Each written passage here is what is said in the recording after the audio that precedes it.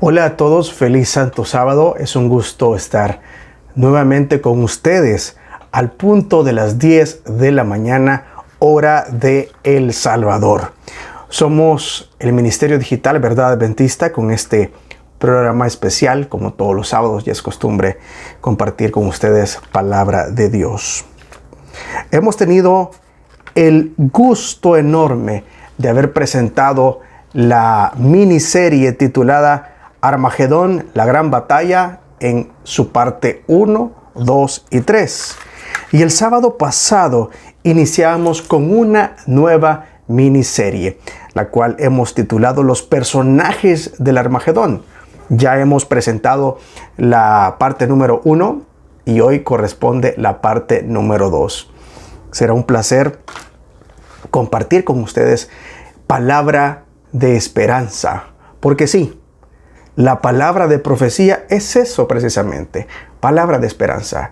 Probablemente a lo largo de la historia de la humanidad muchos identifiquen las profecías como algo de tener miedo, algo que no es entendible.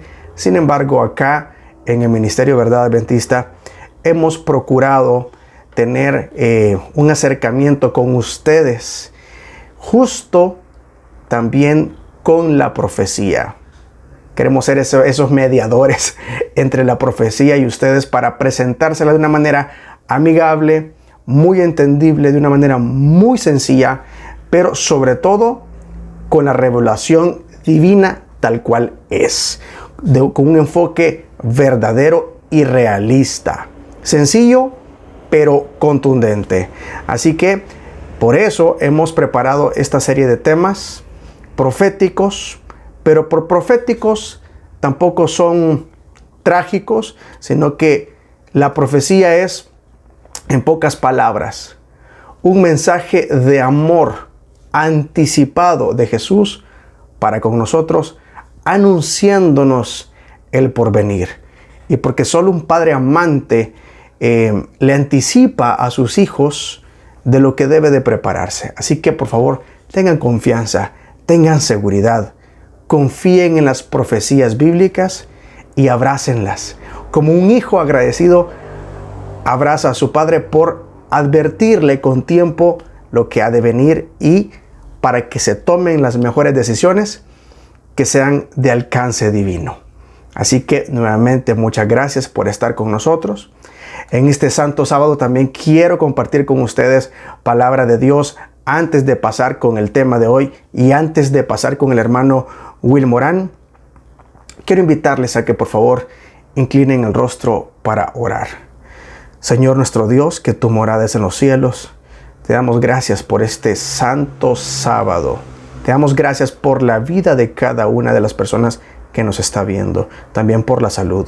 Si alguien, Señor, hoy está sufriendo por algún familiar que se encuentra mal de salud o porque alguien está sufriendo por la pérdida de su ser amado, te rogamos por favor consuelo, Señor, protección, y que tú deposites tu dulce paz que sobrepasa todo entendimiento en los corazones dolidos, los corazones que sufren en este mundo caído, Señor.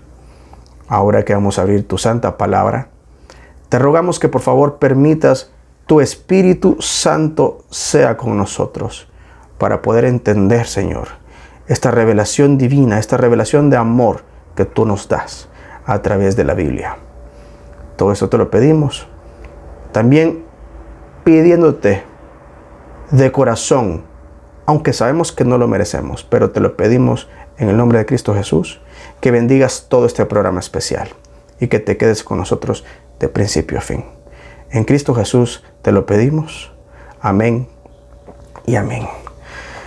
Quiero compartir en esta mañana con ustedes, antes de entrar al tema principal, lo que encontramos en el libro de Levítico, capítulo 19, y vamos a leer palabra de Dios en el versículo 1, 2 y 3. Y acá tenemos nosotros en la Biblia versión Reina Valera 1995, palabra de Dios que dice así: habló Jehová a Moisés y dijo: habla a toda la congregación de los hijos de Israel y diles: santos seréis, porque santo soy yo, Jehová vuestro Dios. Cada uno temerá a su madre y a su padre. Mis sábados guardaréis, yo, Jehová vuestro Dios. Ese es nuestro Creador. Ese es nuestro Dios. Si bien es cierto, en la palabra de Dios habló Jehová a Moisés diciendo lo que ya nosotros hemos leído, no quiere decir que Dios nos invite a guardar sus sábados únicamente después de la existencia de Moisés, o que esto era únicamente para el pueblo de Israel literal de aquella época. Recordemos que el Santo Sábado fue instituido para la humanidad desde que se fundó el mundo. En el relato bíblico del Génesis podemos también descubrirlo.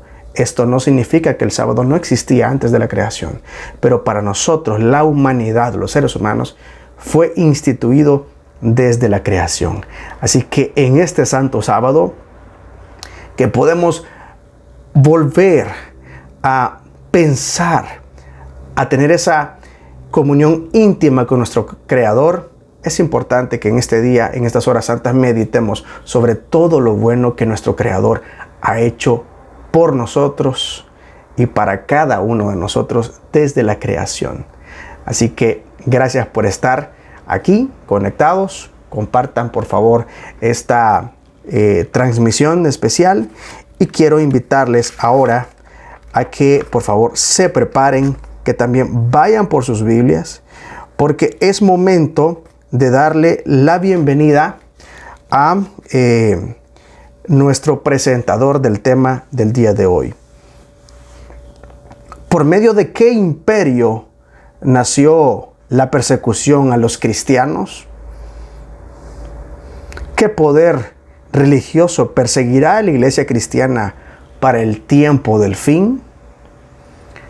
Según Jesucristo y la Biblia, ¿quién es el único Santo Padre en todo el universo? A continuación, descubrámoslo con el tema Los personajes del Armagedón, parte 2, con el hermano Will Morán, evangelista laico de la Iglesia Adventista del Séptimo Día Central de Chalatenango. Desde acá, desde El Salvador, para el mundo entero, aquí va palabra de Dios. Que Dios los guarde y los bendiga hoy y siempre. Y feliz Santo Sábado.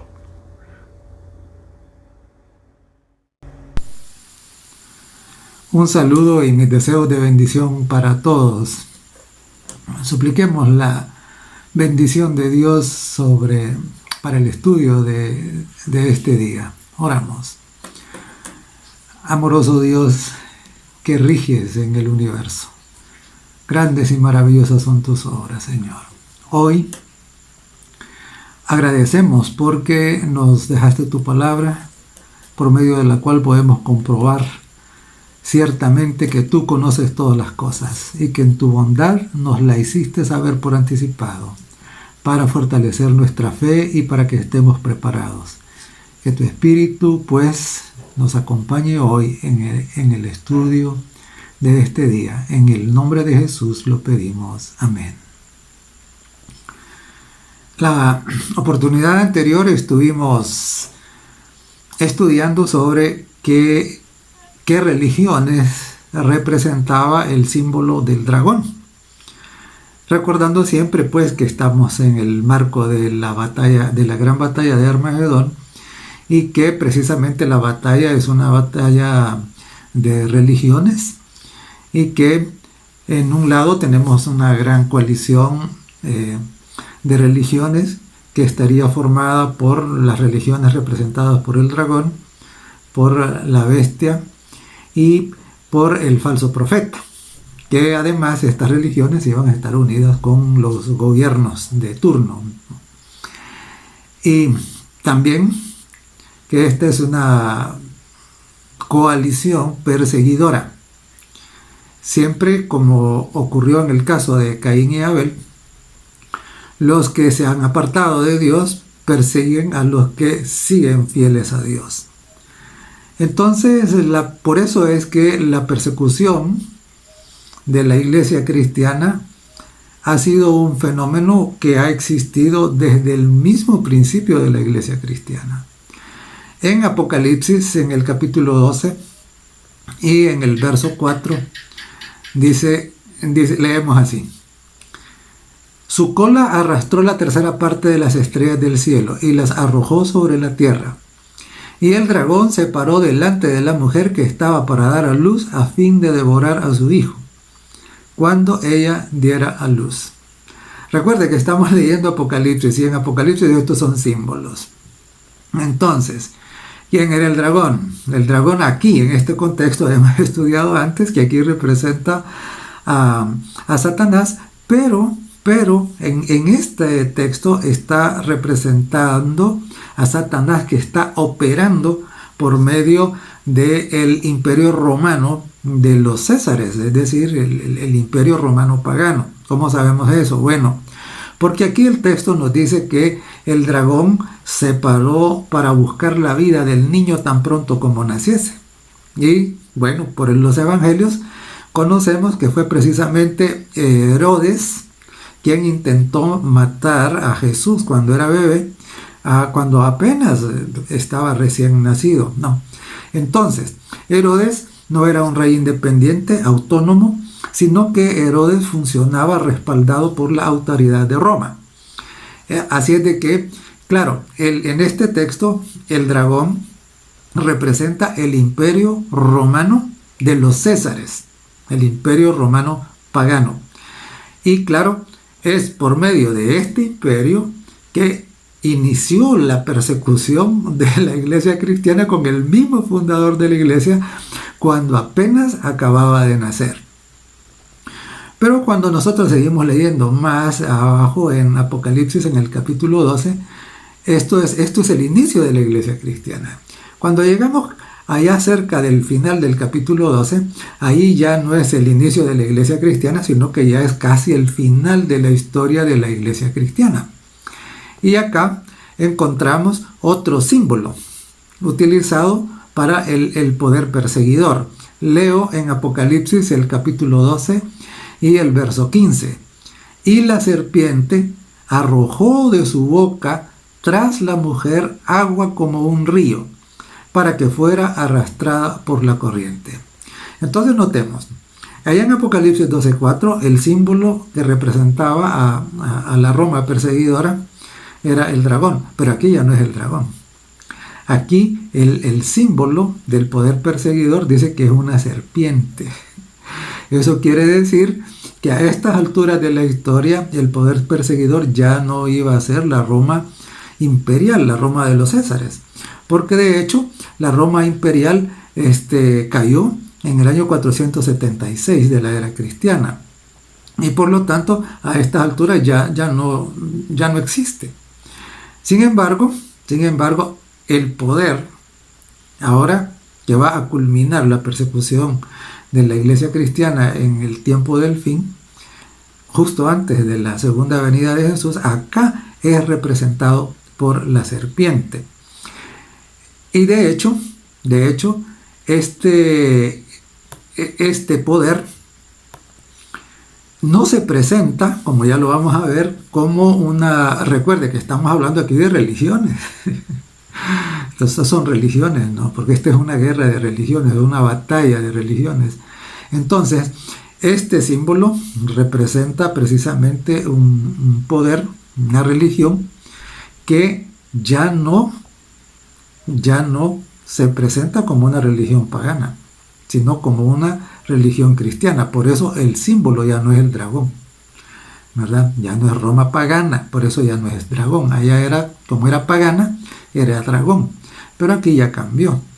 Ahora tenemos otra religión que no no se no tiene cara de pagana, sino cara de cristiana. Sin embargo, cuando hacemos un análisis de esta religión, veremos que en realidad es una especie de paganismo disfrazado. Entonces, para ir a los detalles, vamos a pasar entonces al capítulo 13 de Apocalipsis, que es el capítulo siguiente. Y leemos ahí en Apocalipsis 13 y el verso 1. Dice así: me paré sobre la arena del mar y vi subir del mar una bestia que tenía 7 cabezas y 10 cuernos, y en sus cuernos 10 diademas, y sobre sus cabezas un nombre blasfemo. Esta bestia de Apocalipsis 13:1 también representa el mismo poder en el capítulo 17 de Apocalipsis, solo que allá se le llama de otra manera. Allá se le llama la gran ramera y también se le llama Babilonia la Grande. Es decir, que la bestia que sale del mar en Apocalipsis 13 es exactamente el mismo poder, es la misma religión que aparece en Apocalipsis 17 y que se le denomina la gran ramera, o también se le llama Babilonia la Grande. Entonces dice acá que esto era una bestia, ¿verdad? ¿Y qué representa una bestia? En Daniel, el capítulo 7 y el verso 23, tenemos nosotros el significado de la bestia. Dice así: dijo así, la cuarta bestia será un cuarto reino en la tierra, el cual sí será diferente de todos los otros reinos, y a toda la tierra devorará, trillará y despedazará. Entonces, notemos, aquí en Apocalipsis 13:1 nos dijo de que del mar saldría una bestia. Esta bestia es un reino, eso es lo que dice Daniel 7:23. Pero además de que es un reino, es una religión, ¿verdad? Porque precisamente los enemigos de Dios en Armagedón, pues sí, son religiones que no son religiones legítimas. Entonces, esta bestia es un reino, pero es un reino religioso. Y además dice acá que sale del mar. Entonces necesitamos identificar a dónde es eso.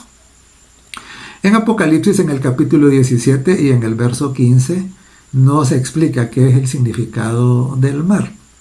El mar precisamente es una masa de aguas. Dice así, Apocalipsis 17:15.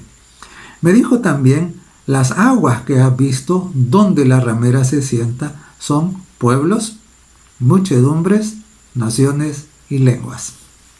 Entonces, las aguas representan un espacio geográfico donde en el momento en que este reino, que era una religión, iba a surgir, iba a ser una región densamente poblada y que además tendría una característica peculiar, y es que no sería una sola nación, en ese espacio geográfico no habría una sola nación, sino que habría varias naciones. Por eso dice naciones, y dice también y lenguas. Entonces, ¿a qué espacio geográfico se está haciendo referencia? Todo apunta a que aquí está hablando precisamente de Europa. Fíjense usted, en Europa las naciones, está una multitud de naciones, y aquí hay un detalle que no debemos pasar por alto, porque dice que sería muchedumbre de naciones, pero también de lenguas. Y es curioso porque nosotros tenemos, por ejemplo, en América, un continente donde casi, se habla una misma lengua. En la mayoría de los países, en la inmensa mayoría de los países hablamos el idioma que nos fue traído desde España. Pero en Europa ocurre de que unos pasos más allá, y entonces allá ya no se habla español, sino que se habla francés. Y otros pasos allá en la otra dirección y ya se habla portugués. Y si venimos para el otro lado, entonces se habla italiano. Y si caminamos otro poquito más al norte, se habla alemán. Y si vamos más arriba, entonces son otros idiomas. Y claro, es precisamente esta una de las características identificatorias del lugar donde este reino, que también es una religión, iba a salir. Por eso dice, recuerden, Apocalipsis 13:1 dice que vi una bestia que salía del mar. Una bestia es un reino, y el mar representa precisamente, en este caso, a Europa, ¿no? Entonces ya tenemos dos pistas, ¿no?, para identificarlo. Es una religión que es un reino y que habría de surgir en Europa.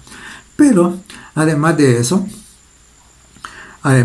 tenemos que en Apocalipsis, en el capítulo 17, también nos da otra pista que es bien iluminadora, bien iluminadora. Dice Apocalipsis, el capítulo 17 y el verso 18. Dice, y la mujer que ha visto, esa es la gran ramera, que es el mismo poder de la bestia, de Apocalipsis 13:1. Dice, y la mujer que ha visto, dice, es la gran ciudad que reina sobre los reyes de la tierra. Aquí tenemos otra pieza más del rompecabezas. Dice, bueno, llevamos que, bueno, tiene que ser una religión, un reino religioso. Es un reino porque es una bestia, sale en Europa, y además dice que es una ciudad. Y que esta ciudad tiene una gran influencia sobre los reyes de la tierra. Entonces, claro, ya esto nos permite ir dibujando más o menos de quién es este personaje, a quién hace referencia, ¿verdad? Y claro, pero llegamos entonces al verso 3 de Apocalipsis 13, y Apocalipsis 13:3 nos dice lo siguiente, dice así, hablando precisamente de este reino que es una ciudad que surgiría en Europa, que también es una religión. Y claro, es una religión, y dice en el verso 3 de Apocalipsis 13, vi una de las cabezas como herida de muerte, pero su herida mortal fue sanada, y se maravilló toda la tierra en pos de la bestia. Entonces, ¿qué religión, que también es un reino, que es una ciudad y que surgió en Europa, perdió su poder político en algún momento? Cuando nosotros revisamos la historia, encontramos, porque acá cuando dice la herida de muerte, quiere decir que estuvo a punto de desaparecer como reino, es decir, a punto de perder completamente su poder político. Esa es la herida de muerte, ¿no? Entonces, cuando revisamos la historia, encontramos y miramos un poquito en esa región, ¿qué reino, que también es una religión, recibió una herida de muerte? Es decir, que estuvo casi a punto de desaparecer políticamente. Y entonces lo que encontramos es lo siguiente. En el año de 1798, un poquito antes de esto, había ocurrido en Europa la Revolución Francesa. Y como resultado de la Revolución Francesa, en Francia, Francia se había convertido prácticamente en una república atea. La religión había sido prohibida por decreto. Se había declarado la no existencia de Dios por decreto. Esto es único en Francia, ¿no?, en la Revolución. Y sucede de que, debido a que anteriormente el estado miserable en que la población francesa había caído como resultado de la mala administración de la monarquía, asesorada o en alianza con el clero, entonces hubo una gran matanza de religiosos. Muchos sacerdotes y monjas fueron asesinados, precisamente porque el pueblo estaba como indignado por cómo la nación había sido conducida. Y este hecho hizo que los países alrededor de Francia entonces fueran aconsejados por la iglesia dominante de que tenían que hacer algo para que la Revolución Francesa no se exportara a los demás países. Porque como resultado de la Revolución Francesa, los reyes habían sido decapitados, el clero había sido bastante martirizado, diría yo. Y entonces ellos dijeron, mire, si ustedes no quieren perder su poder, su poderío como reyes, tienen que hacer algo para detener a Francia. Y efectivamente, especialmente Austria, tomó la palabra. De hecho, María Antonieta, la reina de Francia que fue decapitada, era de origen austríaco. Y entonces Austria tomó la palabra y entonces vinieron contra Francia, ¿no? Eso hizo que el ejército francés, que no era en ese momento un ejército así como muy consolidado, muy bien estructurado, entonces los impulsó a formar pues y a organizar el ejército y a defenderse en primera instancia, y luego no solo defenderse, sino que comenzar una ofensiva que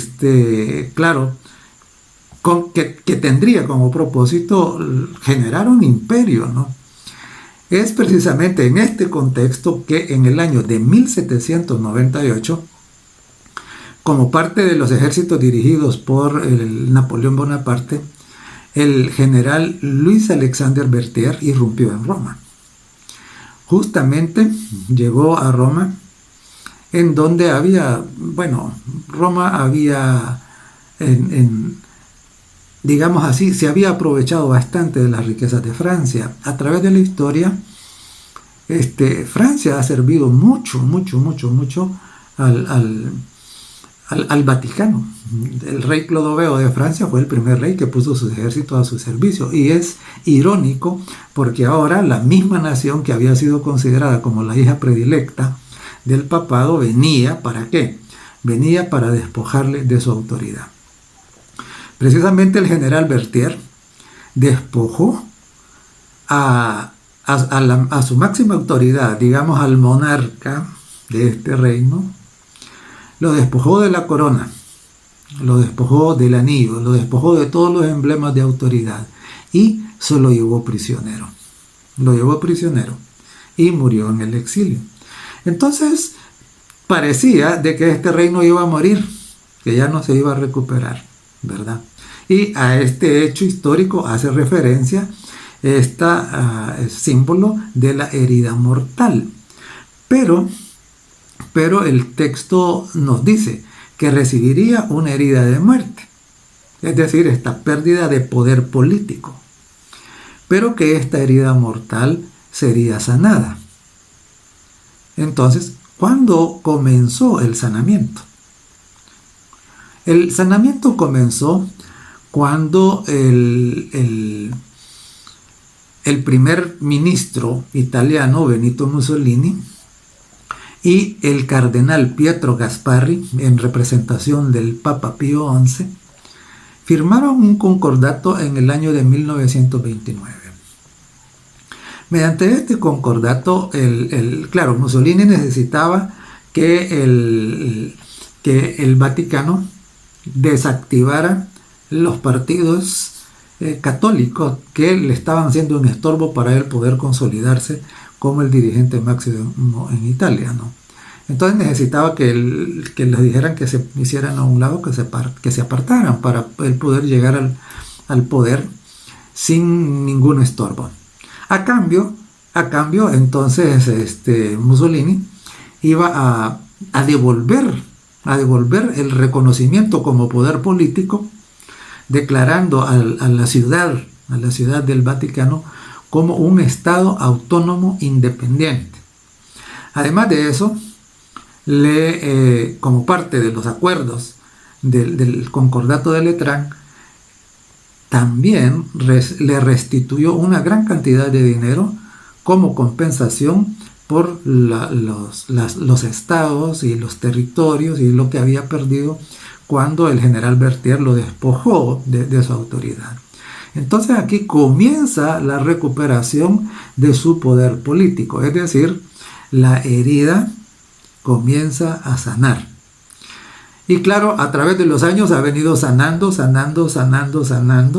No ha cerrado completamente.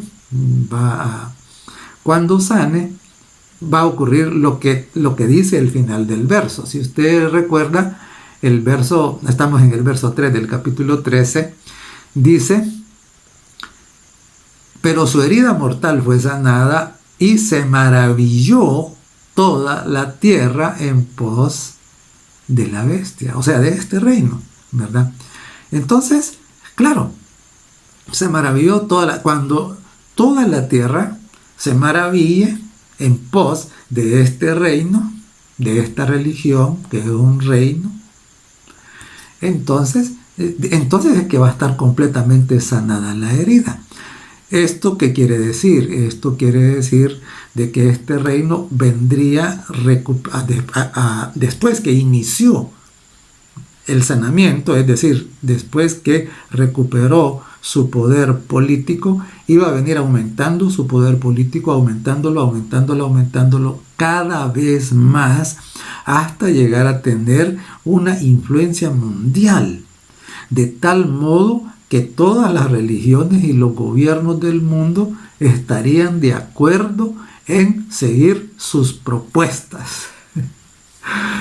Y entonces, claro, ahora usted puede mirar las noticias y tener una idea entonces qué tanto este sanamiento, hasta dónde ha llegado. Y por lo que nosotros podemos ver actualmente, pareciera de que lo que hace falta para que sane completamente es bastante poco, ¿no? Cada vez se va sumando el apoyo y el reconocimiento a este reino, a esta religión, como líder mundial, ¿verdad? Incluido cosas que hace 100 años parecían insólitas, imposibles. Cada vez vemos nosotros como las iglesias evangélicas, que en el pasado precisamente mantenían una relación distante con esta religión, entonces ahora ha dado vuelta la cosa. Y ahora entonces, claro, se visitan mutuamente, se aplauden mutuamente y están de acuerdo en ir adelante con sus planes, ¿no? Entonces, el sanamiento de la herida está ocurriendo y está a punto de sanar completamente, ¿verdad? Muy bien, entonces vamos al verso siguiente. Dice el verso 4 de Apocalipsis 13, dice: y adoraron al dragón que había dado la autoridad a la bestia, y adoraron a la bestia diciendo: ¿quién como la bestia? ¿Y quién podrá luchar contra ella? Yo me he quedado sorprendido, absolutamente, cuando estudié esto y descubrí lo que el original griego dice. Me he quedado con la boca abierta. Sí, es fascinante. La exactitud de la profecía es increíble. Fíjese que la palabra que en Apocalipsis 13:4 traduce como adoraron es la palabra griega proskuneo. Y cualquiera que tenga, que quiera confirmar lo que estoy diciendo, puede consultar el diccionario de hebreo y griego de Strong. Esta es la palabra griega número 4352 en el diccionario de Strong. Proskuneo. Y fíjense lo que dice, cuál es el significado de la palabra proskuneo, que ha sido traducida, por lo menos en la Biblia, Reina Valera, ha sido traducida como le adoraron. Fíjense lo que dice es lo siguiente. Dice que proskuneo, el griego proskuneo, significa besar como un perro lamiendo la mano de su amo. Es increíble. Eso es lo que significa proskuneo. Es besarle la mano al amo. Y también dice que significa adular, es decir, aplaudirle en todo. Dice agacharse, postrarse en homenaje y adorar. Es increíble porque usted puede mirar, surge en Europa, es una religión, además es un reino, perdió su poder político, pero lo recupera, y además de eso dice que le es besada su mano. Es increíble.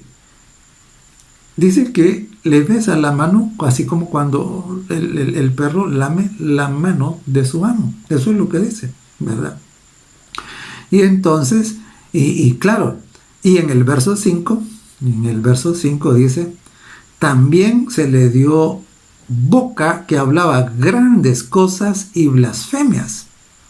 Y se le dio autoridad para actuar 42 meses. Veamos primero lo de las blasfemias y después vemos lo de las 42 meses. ¿Qué es una blasfemia? Según la Biblia, en San Juan capítulo 10 y el verso 33, dice que, lo leo, dice, le respondieron los judíos diciendo, por buena obra no te apedreamos, sino por la blasfemia, porque tú, siendo hombre, te haces Dios. Entonces, según la Biblia, blasfemia es que un ser humano pretenda ser Dios. Eso es blasfemia. Y en Mateo, el capítulo 23 y el verso 9, nosotros encontramos una advertencia de Jesucristo, ¿no?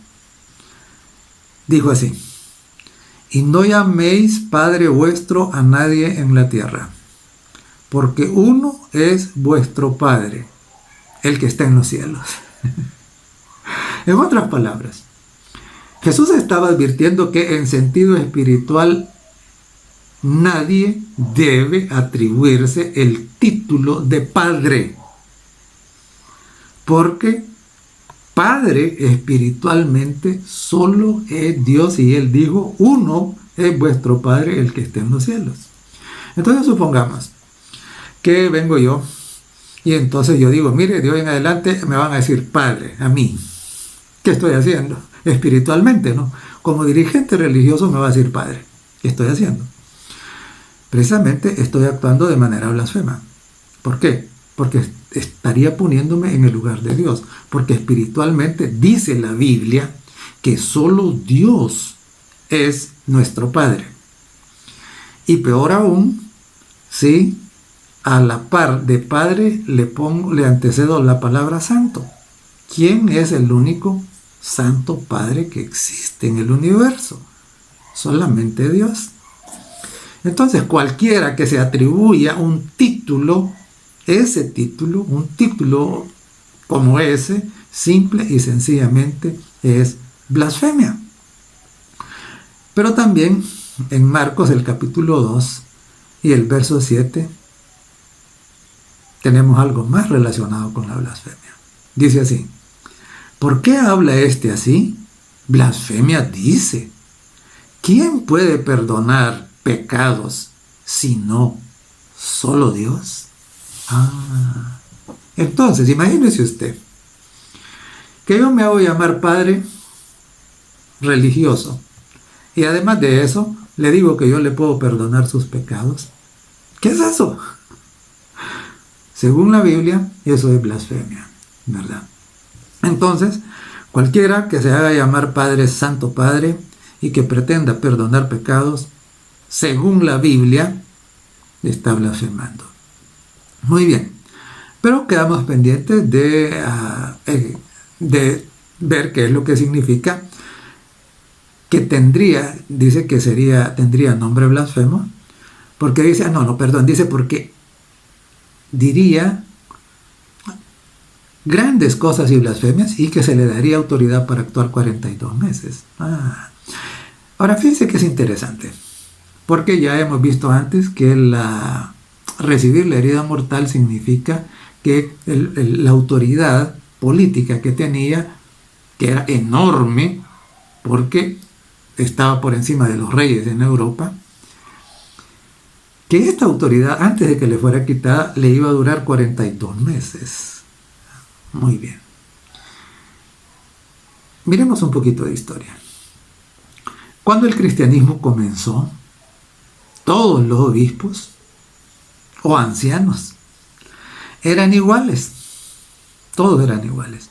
Cuando Constantino emitió su edicto de tolerancia a las religiones, entonces Constantino se convirtió en el dirigente de una religión que mezcló las creencias del paganismo romano, de la religión pagana de Roma, la mezcló con el cristianismo.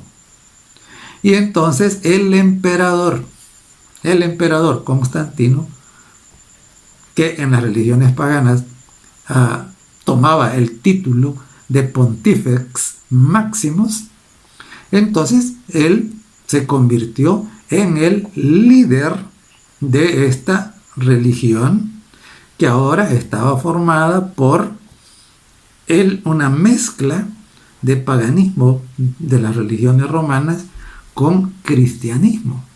Y tan es así que fue precisamente el emperador el que convocó y presidió el Concilio de Nicea. Entonces, claro, ¿por qué estoy haciendo esta remembranza? Por una razón. Porque quiero hacer notar que la historia nos muestra pues que surge una religión ahí en Roma a iniciativa del emperador, con su edicto de tolerancia, y para mejorar la gobernabilidad del imperio. Esa fue una jugada política, y entonces él lo que hizo fue mezclar las religiones. Es interesante, ¿por qué?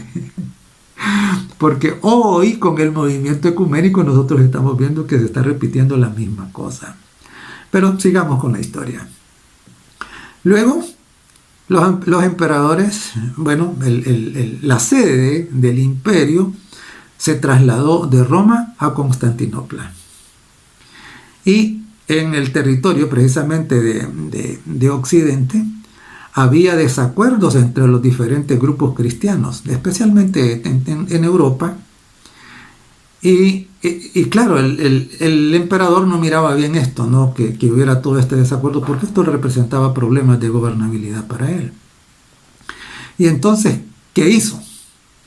Pues ocurre de que para poner orden en todo esto y para corregir a los que el emperador y el obispo de Roma consideraban como herejes, entonces el emperador le dio autoridad al obispo de Roma para que él corrigiera a los herejes, que él los obligara a aceptar por la fuerza los dogmas, las creencias que ellos habían acordado en el Concilio de Nicea y en otras oportunidades.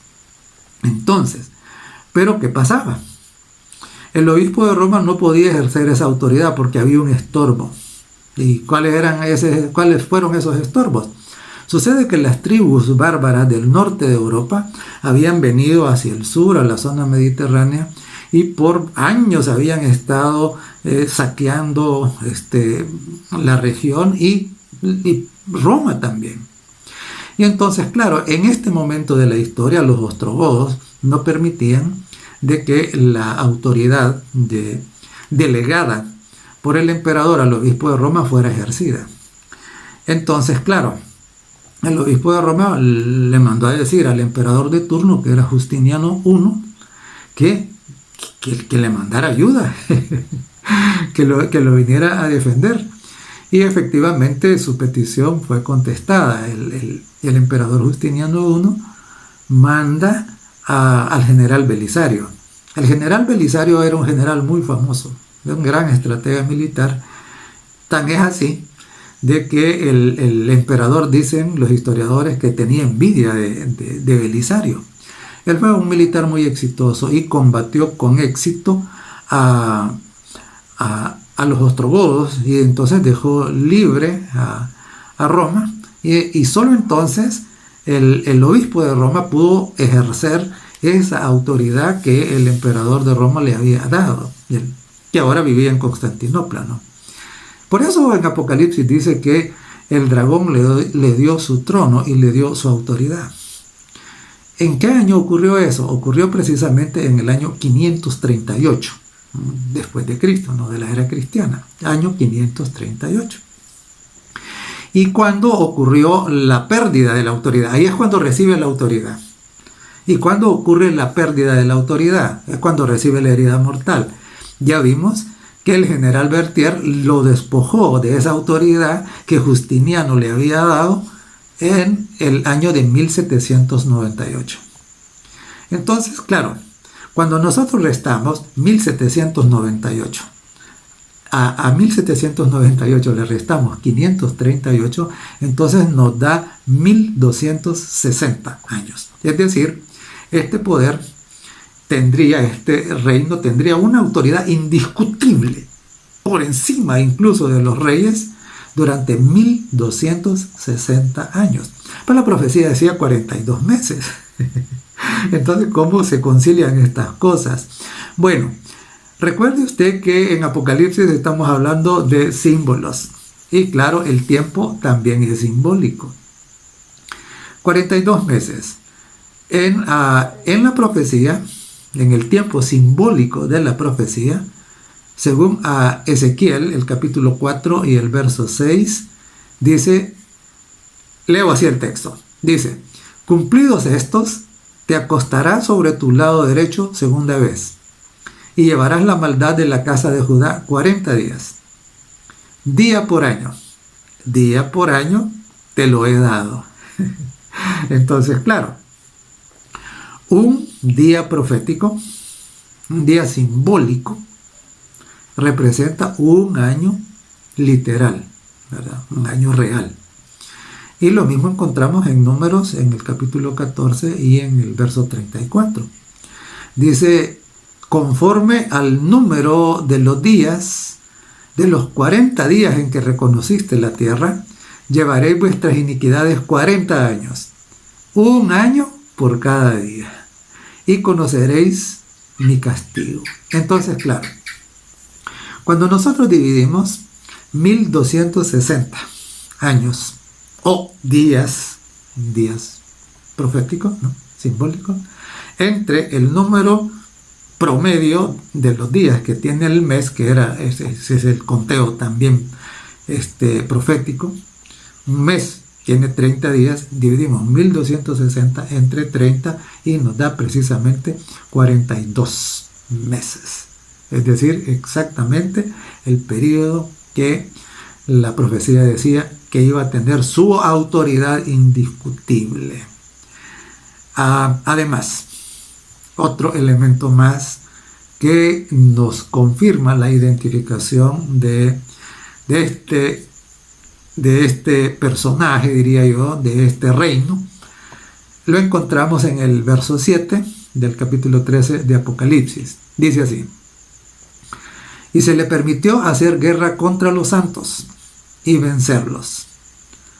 También se le dio autoridad sobre toda tribu, pueblo, lengua y nación. Entonces, veamos primero lo de la guerra contra los santos y vencerlos. Sucede de que en Europa no todos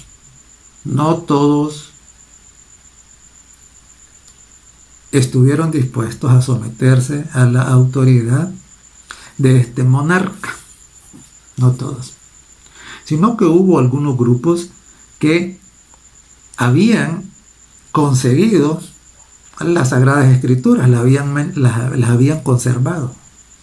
Y entonces al comparar la religión esta dominante con lo que decían las Escrituras, entonces ellos dijeron, no nos podemos someter, porque eso no es la voluntad de Dios.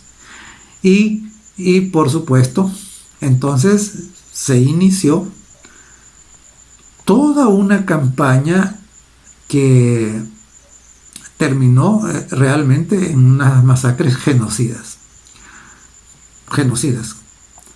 Yo no les puedo llamar de otra manera. Voy a mencionar por lo menos unas dos, que son sobresalientes y que usted las encuentra en cualquier historia. La primera es la masacre de San Bartolomé. La masacre de San Bartolomé ocurrió precisamente en Francia. Es el asesinato en masa de los hugonotes franceses durante la guerra de religión en el siglo XVI. Comenzó la noche del 23 al 24 de agosto de 1572 en París y se extendió durante meses por todo el país. Es increíble. A los hugonotes, que eran protestantes, se les hizo creer de que mediante una unión matrimonial iba a limarse las asperezas entre el protestantismo y la religión dominante. Y entonces, claro, esto hizo que los protestantes, los hugonotes, dijeron, entonces veamos, y salieron. Y precisamente fue la traición más vil que pudo haber ocurrido, ¿no? Una matanza que se prolongó durante meses por toda Francia, a exterminarlos. Además de eso, otro ejemplo de esta guerra contra los santos y en la que los santos fueron vencidos, lo tenemos en la Cruzada Albigense. La Cruzada Albigense también es conocida en la historia como la Cruzada contra los cátaros. Y esta cruzada fue llevada a cabo por iniciativa del Papa Inocencio III, con el apoyo de los reyes de Francia de la época, con el fin de reducir por la fuerza al catarismo. Esta era un movimiento calificado como herejía. Entonces, claro, tenían dos opciones. Uno, o aceptar la religión dominante, el catolicismo, o morir. Y claro, prácticamente los albigenses fueron exterminados. Es una masacre, un genocidio, en donde, claro, no solo se les quitó la vida, sino que se destruyó todo lo que ellos poseían, y hay muy pocas fuentes originales de lo que ellos dejaron, ¿no? Casi nada. Todo fue destruido, todo fue reducido a cenizas, y la mortandad fue algo espantoso, fue algo terrible. Y por supuesto, es también bastante conocido, además,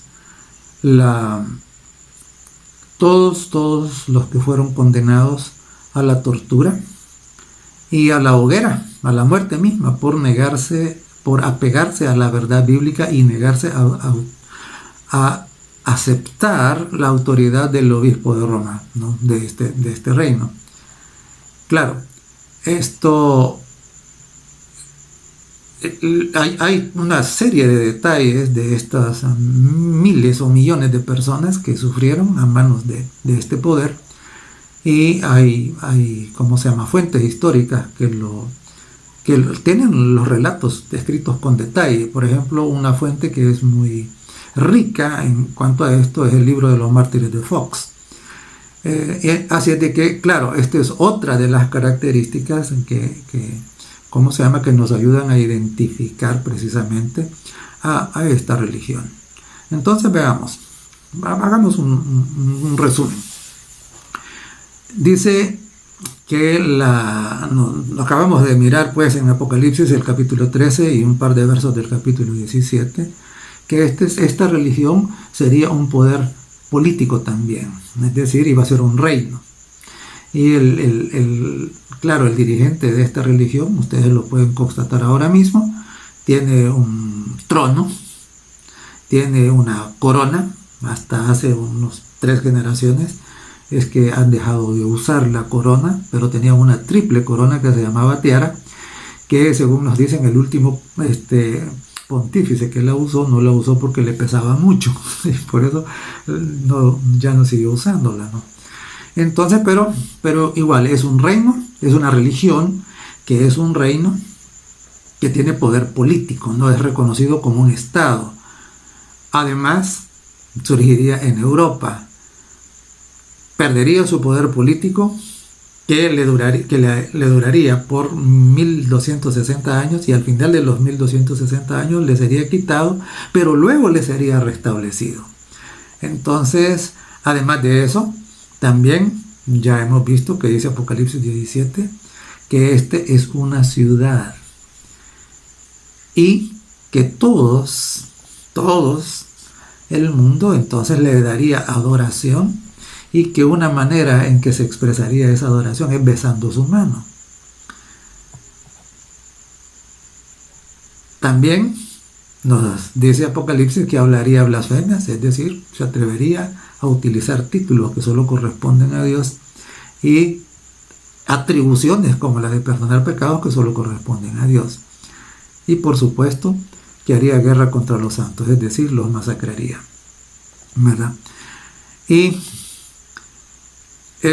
con todo esto, nosotros miramos por todo el mundo y solo hay una organización religiosa que cumple con todo esto. Solo hay una. Y claro, puede resultar incómodo para cualquiera, ¿no? Puede resultar incómodo, pero no hay otra. La única religión que cumple con esto es el catolicismo romano, ¿verdad? Sí, vea usted la historia. Y claro, aquí estamos hablando únicamente de las características que menciona Apocalipsis el capítulo 13 y un par de versos del 17. Pero si nosotros vamos a estudiar todo el 17, ahí vamos a encontrar más cosas que precisamente son evidencias que nos ayudan a identificar cuál es el poder religioso que en Apocalipsis 16, hablando del Armagedón, se le denomina la bestia. Y entendamos que la palabra bestia no es un insulto, no, es simplemente un símbolo, es como que representa un reino, ¿no? Entonces eso es, o sea, no pensemos esto, que esto es un insulto, que es una ofensa, no, para nada. Ahora, en Apocalipsis 13, en el versos 7 que ya leímos y el 8 voy a leer también ahora, dice: y se le permitió hacer guerra contra los santos y vencerlos. También se le dio, oiga esto, también se le dio autoridad sobre toda tribu, pueblo, lengua y nación. A mí me llama la atención. ¿Por qué? Porque siendo de que el obispo de Roma es un dirigente, es un monarca, es un dirigente político, es el jefe de un estado, cuando va a la Asamblea General de la ONU, no se sienta donde se sientan todos los demás representantes de los estados, sino que usted puede mirarlo, puede mirar las fotografías, ¿verdad? Se le es puesta donde se le es puesta en un lugar de honor sobre todas las naciones. Claro, cada día va a ir consolidando más ese poder político. Y dice el verso 8: y la adoraron todos los moradores de la tierra, cuyos nombres no están escritos en el libro de la vida del Cordero, el Cordero que fue inmolado desde el principio del mundo. Entonces, claro, aquí hay un asunto que es sumamente importante. Recuerde usted, si nuestros nombres están anotados en el libro de la vida del Cordero que fue inmolado desde el principio del mundo, si están anotados nuestros nombres ahí, nosotros no vamos a adorar a este poder, a esta religión, sino que nos mantendremos firmes adorando al Dios que hizo el cielo, la tierra, el mar y las fuentes de las aguas. Y me llama mucho la atención este hecho. Cuando Jesús estaba en el desierto, en la tentación, después de que había sido bautizado, dice que el Espíritu Santo lo llevó al desierto, y estando allá, Satanás se presentó a Jesús con algunas tentaciones muy poderosas. Y la última de las tentaciones que hace Jesús fue esta: le dijo, dice que lo llevó a un monte muy alto y le mostró todos los reinos del mundo. Todos los reinos del mundo. Y entonces le dijo, todo esto te daré. O sea, le estaba prometiendo los reinos del mundo. Le estaba diciendo, yo te voy a dar todos los reinos del mundo si postrado me adorares. Y bueno, pareciera de que a los obispos de Roma también les hizo la misma oferta. ¿Sí? Claro, aceptar una mezcla de paganismo, que eso viene precisamente es contrario a la palabra de Dios, eso conduce a ¿qué? Eso conduce a una adoración falsa. Y allá más atrásito leímos en Apocalipsis 13 que dice, y adoraron al dragón y a la bestia, ¿verdad? Entonces, claro, pareciera entonces que los obispos de Roma sí aceptaron la oferta y que el adversario les está cumpliendo la promesa de ¿qué? De darles autoridad sobre todos los reinos del mundo. Y cada día, es por increíble que parezca, nosotros vemos cómo ese poder se va consolidando. Y ese poder se va consolidando. Y claro, pues recuerde cuál era la condición. Todo esto te daré si postrado me adorares. O sea, en Armagedón, al final de cuentas, la riña, la pelea, la lucha es por quién va a recibir la adoración. ¿La va a recibir Satanás o la va a recibir Jesucristo? Entonces, a un lado estarán los que deciden adorar a Jesucristo y al otro lado todos los que decidan adorar al dragón y sus representantes. En Apocalipsis, el capítulo 18 y el verso 2, del verso 2 al 4 vamos a leer, tenemos nosotros una invitación, una exhortación. Dice así, y clamó con voz potente diciendo, ha caído la gran Babilonia, y se ha hecho habitación de demonios, y guarida de todo espíritu inmundo, y albergue de toda ave inmunda y aborrecible. Recuerde, esto es lo que dice Apocalipsis 16:13, hablando ¿de qué? Hablando del dragón, de la bestia y del falso profeta. Dice que los espíritus a manera de ranas iban a salir, ¿para qué? Para engañar al mundo, a los reyes de la tierra, dice, con sus milagros, con sus señales. Esto es lo que nos está recordando aquí el verso 2 del capítulo 18. Pero seguimos adelante. Y dice, porque todas las naciones han bebido del vino del furor de su fornicación. Por eso es que dice que se maravilló todo el mundo en pos de la bestia. Todas las naciones han bebido del vino del furor de su fornicación, dice. Y los reyes de la tierra han fornicado con ella. Y los mercaderes de la tierra se han enriquecido de la potencia de sus deleites. Y aquí encontramos nosotros a alguien más que se une a la alianza. Porque ya teníamos las tres religiones allá, el dragón, la bestia y el falso profeta, que son religiones, pero también teníamos ya a los reyes de la tierra, y aquí se agrega a alguien más. ¿Y quiénes son? Aquí dice los mercaderes de la tierra. ¿Y a quién representan los mercaderes de la tierra? Representan a las grandes corporaciones mundiales, ¿no? Estos mismos que también usted ve desfilando hacia el Vaticano, convocados precisamente por el obispo de Roma. Los ve allá, ¿verdad? Entonces, todo el poderío económico, el poderío político y el poderío religioso en una sola alianza ecuménica mundial, con la excusa de traer paz al mundo, de traer desarrollo, de restaurar el medio ambiente, ¿verdad? Sin embargo, apartados y contrarios a la voluntad de Dios, dándole la espalda a la voluntad de Dios, ¿no?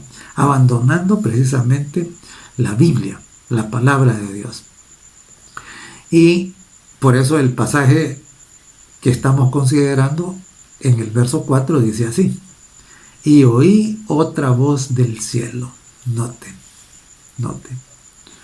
La voz que dice que hay que salir de Babilonia no es una voz de acá de la tierra, sino que dice, y oí otra voz del cielo. Es decir, Dios le manda a decir a usted, si usted es pueblo de Dios, le manda a decir que salga de todo eso, ¿no? Dice, salid de ella, pueblo mío. Si usted es una oveja del Señor, no puede seguir ahí. El cielo le está urgiendo a que salga. Dice, oí otra voz del cielo que decía, salid de ella, pueblo mío. Salgan, no pueden quedarse ahí. Y agrega, para que no seáis partícipes de sus pecados, ni recibáis parte de sus plagas. Claro, partícipes de sus pecados, de sus blasfemias, que los va a hacer acreedores a las plagas postreras. Usted puede leerlas en el capítulo 16 de Apocalipsis. Entonces, claro, de nuevo, ¿es usted pueblo de Dios? ¿Es usted pueblo de Dios? ¿Ha usted aceptado a Jesucristo como su único y suficiente Salvador, y Él es su Rey y Él es su Señor? Y usted ha decidido amarle sobre todas las cosas, y usted ha decidido que su ciudadanía esté en el cielo, y que su capital es la Nueva Jerusalén, la Jerusalén celestial. ¿Es usted de estos? Entonces no puede seguir ahí, porque el Señor le está diciendo, salga de ahí. Y todos los que son pueblos del Señor son obedientes al Señor, porque aquí está la paciencia de los santos, los que guardan los mandamientos de Dios y tienen el testimonio de Jesucristo. Entonces, claro, Dios le invita a que salga de Babilonia.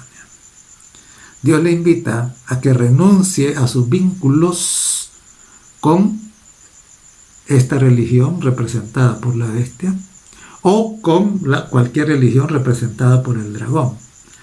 Y si el Señor nos concede la vida, en la próxima oportunidad estaremos explicando la interpretación de qué religión representa el falso profeta, que también es la misma bestia que sube de la tierra, que se introduce en Apocalipsis el capítulo 13 y el verso 11. Mientras tanto, acepte la invitación del Señor, oiga la voz del cielo, ¿verdad? Salid de ella, pueblo mío. Amoroso Padre que estás en el cielo, damos gracias porque tú no quieres que nadie se quede en Babilonia. Tú no quieres que nadie reciba la ira por medio de las plagas postreras. Tú no quieres que nadie participe de esos pecados, sino más bien que cada uno de nosotros responda positivamente a tu grande amor y misericordia. Que el sacrificio grandioso de Jesús en la cruz del Calvario sea efectivo para nuestra salvación. Oramos pues para que todos los que habrán de reflexionar acerca o por medio de este estudio puedan hacer esa decisión que los conduzca a la vida eterna. En el nombre de Jesús te lo suplicamos. Amén.